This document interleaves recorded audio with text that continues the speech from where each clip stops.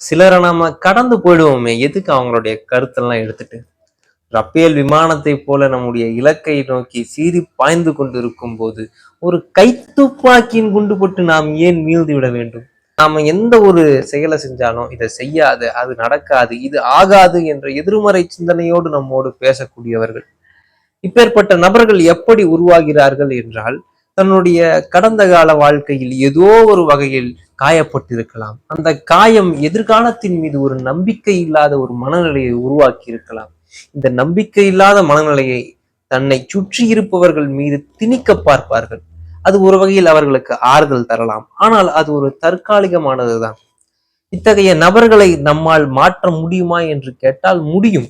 ஆனால் அதே நபர்கள் நம்மை மாற்றி விடுவார்கள் என்பதையும் நாம் மறந்துவிடக்கூடாது.